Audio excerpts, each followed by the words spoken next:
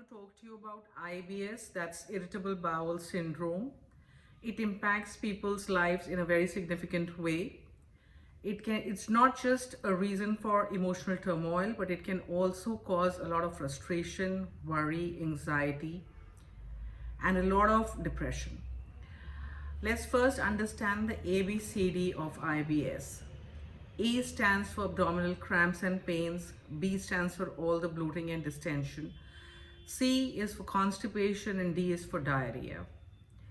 Now, these are certain symptoms of IBS. Now, it could be just abdominal pain with diarrhea, or just abdominal pain and gas with constipation, or it could be constipation. It could be a combination of constipation and diarrhea. Now, there are certain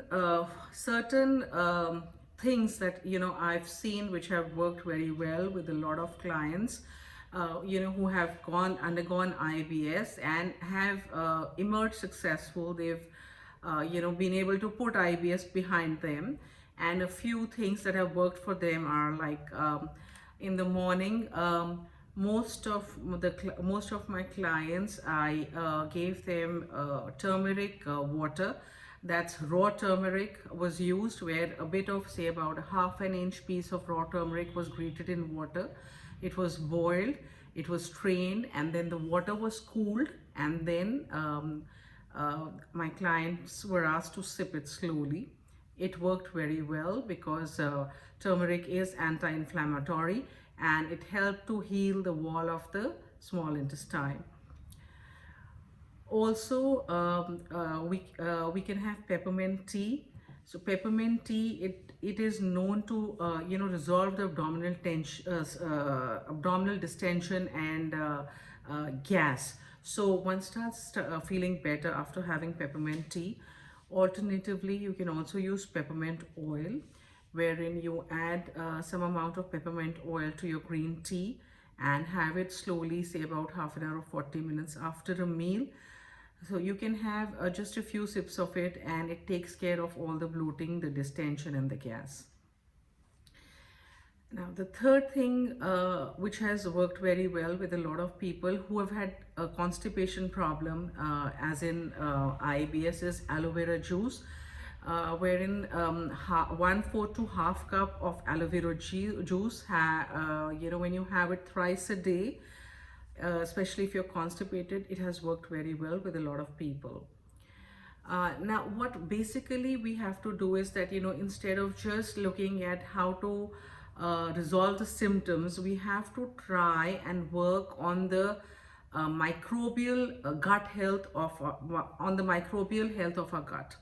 So what I did was that, to a lot of my clients, I asked them to soak some cooked rice, say about 2 tablespoons of cooked rice, in some water overnight. It has to be put in a clay pot, and you just add enough water so that it covers the rice, and leave it covered overnight. In the morning, have a few sips of the water and try to start with a very small portion of the rice which has been soaked. Just say have half teaspoon or 1 teaspoon, and see how it works for you, and then slowly and gradually you increase the intake of this rice in the morning. So it works very well with a lot of people, and I'm sure it will help you too.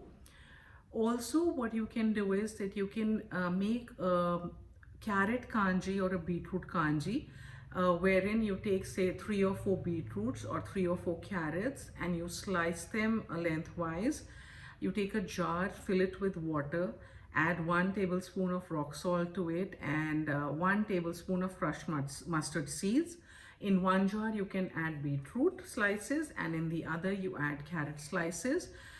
You cover these jars with a muslin cloth, and you leave them out in the heat, like in a balcony or on your windowsill, for about a week.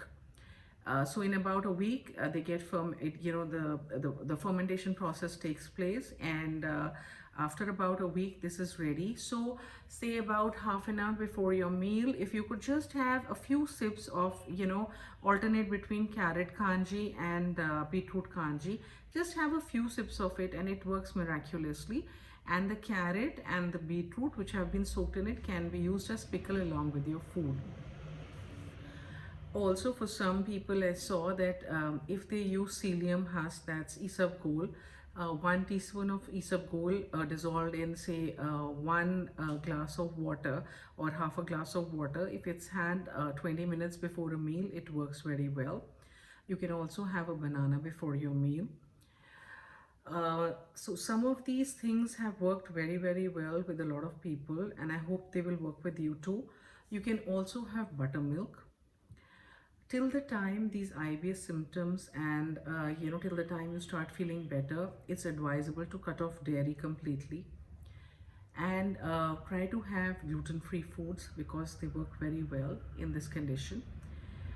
Also, the diet has to have it has to have a balance of soluble and insoluble fiber, but that needs to be customized and tailor-made according to the individual, how what all the person is being able to tolerate or not tolerate, and this varies from person to person, so it has to be tailor-made according to the person's condition. I'm sure these tips will be helpful for you, and it would be great if you could share this video for benefit of so many people across the world. If even one person can benefit, it'll be so awesome. You can also one last thing that I wanted to say was that for fish lovers it's excellent if you can have some fish, because it's I have seen that it relieves a lot of these IBS symptoms. Also, it improves the gut health on the whole. I hope all these tips are useful for you. God bless. Thank you.